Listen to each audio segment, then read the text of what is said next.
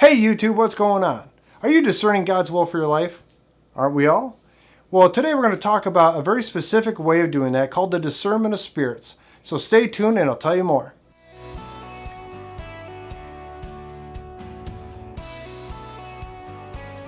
Hi, I'm Chad Torgerson with Directional Faith, where my goal is to help you find faith with a purpose. And we do that by trying to find God's will for your life. Today we're going to talk about specifically that. We're going to talk about discerning God's will. We're going to discern God's will using a method called the Discernment of Spirits. In the last video, we talked about 3 different ways that you could find God's will for your life, and this was number 2. So if you missed that video, I'll leave a link down in the description, and I'll put a link up here as well. Alright, so that second method is called the Discernment of Spirits. It was come up with by St. Ignatius of Loyola about 500 years or so ago. If you want a little history on him, his brothers actually served with Christopher Columbus. So that gives you a little time frame as far as when he was actually spending time to discern and figure out these methods. Now this method is built off of 2 main ideas called Consolation and Desolation. I know it sounds like big words, but we're going to really dive into what those words mean and how it applies to your life. But before we get into that, I got to explain a little story about St. Ignatius and how he came up with this method of discerning God's will. St. Ignatius' story begins at a battle where it was pretty much a lost cause. He was leading some troops, didn't want to retreat, and he took a cannonball in the leg for it. When that happened, he had to go home and spend a lot of time recovering from this massive leg wound that he had from taking a cannonball to it. During that time, he had a lot of time to think and try to figure out his life. One of the things that he really wanted to do, which was common at the time, was he wanted to be a knight. He wanted to serve valiantly, win the girl, get the fair maiden, do all those type of things.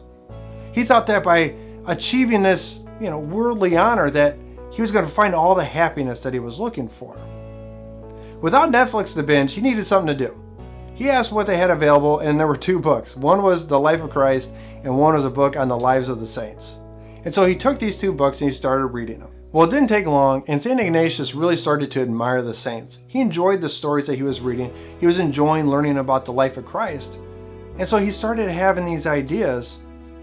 What if I try to become a saint instead? So as he spent time discerning whether he wanted to follow the path of becoming a knight or follow the path of trying to become a saint, he started to think about it and imagine his life in both of these situations. And what he first thought with trying to become a knight was it brought this immediate peace and this joy, and he got really excited about it. But the joy didn't last. It was something that never really stuck around. He didn't find this true lasting happiness with becoming a knight. As he imagined this life, he got the glory and he got the honor, but he didn't think that it really would bring him the happiness that he was hoping to have. Meanwhile, when he stopped and he really started to think about becoming a saint, there was a pure joy. There was a joy that continued to permeate through his life for the rest of the day. That this brought this happiness that he didn't expect. And so what St. Ignatius realized through this whole process was that he could spend time thinking about these 2 different things and listen to where God might be pulling him. That it was through his emotions, through these joy and this happiness that he was finding with pursuing the life of a saint, that he saw God calling him. Meanwhile, he saw that, the fears and the doubts he was having about becoming a knight was maybe a sign that that's not the direction that God wanted him to go. Over time, Ignatius really started to develop this idea. And he learned one thing was, it all mattered about where are you at with God right now. He realized that when his life wasn't right with God, prior to taking the cannonball and prior to reading those books on Christ and on the saints, he really wasn't right with God. He was so focused on the world that, becoming a knight seemed like the best idea ever. But when he got his life right with Christ again, all of a sudden he started having misgivings about that. And he started realizing that, maybe this isn't the best life for me. And, this life of pursuing sainthood, as lofty of as a goal that may be, this is what's going to bring me joy. Even if I never become a saint, I'm going to be happy just knowing that I tried. I'm going to be happy knowing that I serve God, the God that saved me from a cannonball, the God that has saved me time again and brings me just pure happiness that I can't find anywhere else. So this is what St. Ignatius turned into the Discernment of Spirits. Earlier I mentioned this idea of consolation and desolation. And this is our place with God. Just like we talked about, St. Ignatius was trying to figure out where was he at with God. He realized that we needed to do the same thing, that if we want to discern God's will for our lives, it begins by us understanding where we are right now. Where is your life with Christ? Do you feel close to him? Do you feel connected? I mean, this isn't just about, are you following all the rules? Are you going to church every Sunday? Are you taking communion? All those things. No. Where is Jesus in your heart? Do you feel close to him right now? Do you feel like you've developed that mature relationship with him? Well, if you haven't, it's going to be really hard to learn to listen to him. Just like St. Ignatius couldn't hear God because he didn't have God in his life yet, you're going to struggle to find God if you're apart from him as well. When we break down the root of these two words, consolation and desolation, desolation means that you're alone, you're apart from God, you're without him. When you talk about consolation, con means with, it means that you're with God, that you're not alone anymore, that God is with you even when you feel that he's not. So St. Ignatius gave it these terms because he realized that was the real key to being able to discern the spirits. Before I go forward, make sure you stick around to the end because I've got a bonus tip just in case you get a little stuck in this that's going to help you get through this. I mentioned in the last video that most people tell you if you try to make decisions based off of your emotions, most people would think that that is crazy.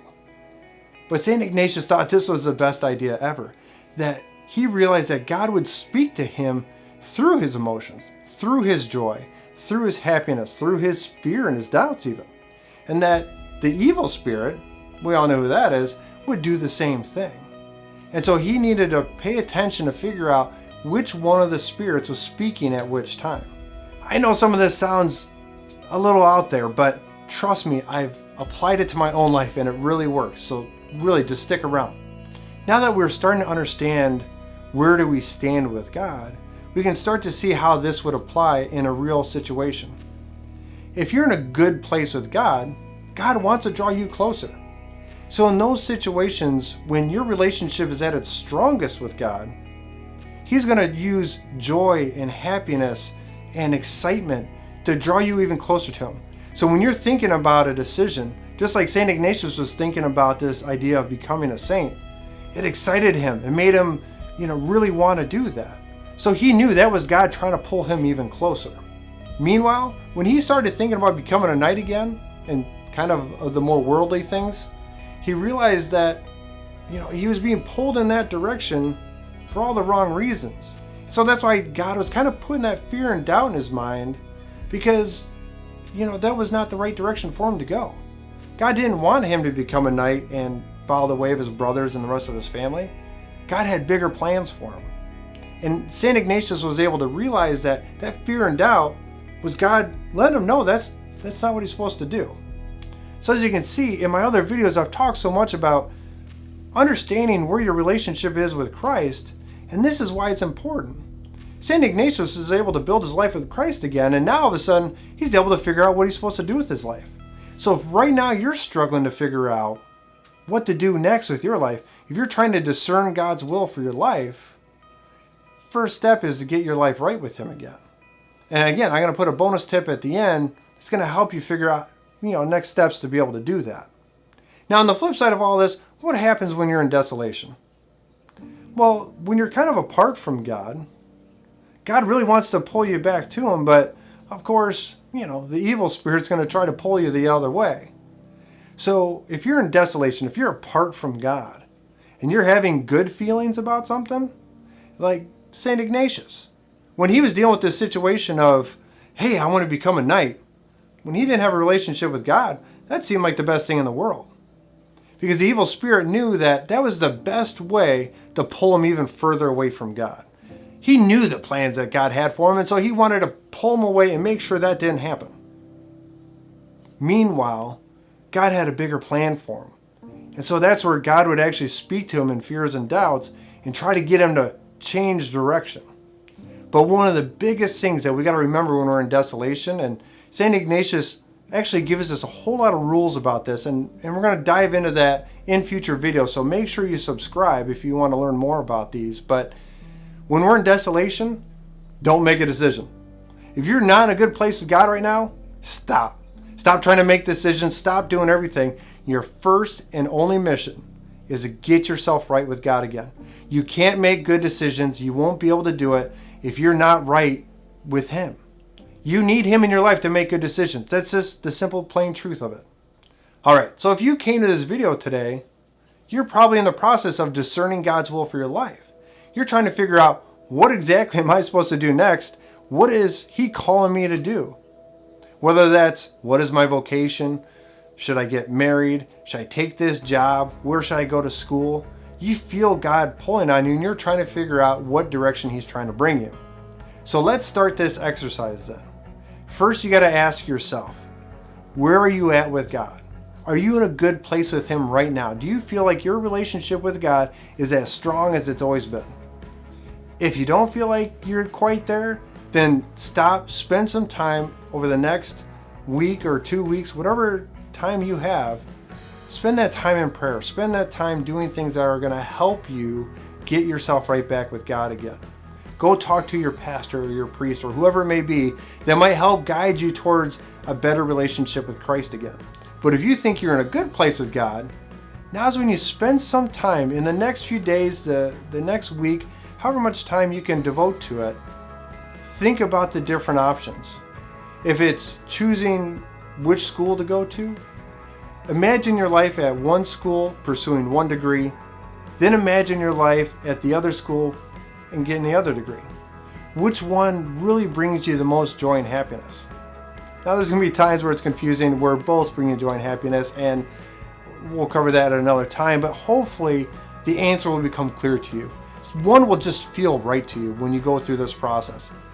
They may both feel good, but there's going to be one that you know, hey, this is where I'm supposed to go. And the same is true for any decision that you're about to make. That whatever's pulling you in one direction or another, start to listen to that. Realize that God is trying to speak to you through your heart. If He can speak to us through our minds and our souls, why can't He speak through our heart? What did He give us this wealth and depth of emotion for if He's not going to use it?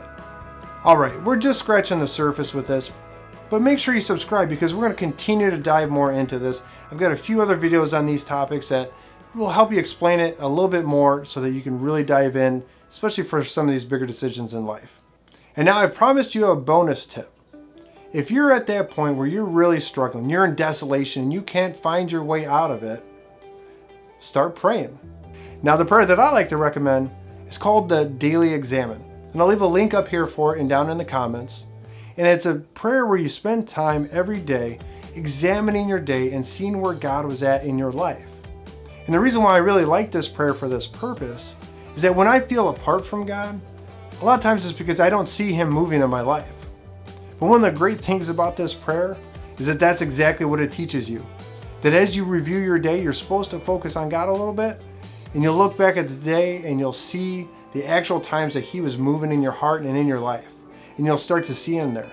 And as you start to do this more and more each day, if you were in desolation before, it's going to pull you right out of it. It's going to bring you right close to God again, and it's going to help you rebuild that relationship. So I hope that these tips helped. If you're in desolation, make sure to check out the Daily Examine video. Otherwise, thanks for sticking around. Make sure you subscribe so you see more of these videos as they come out, and I look forward to seeing you in the next one. Bye-bye.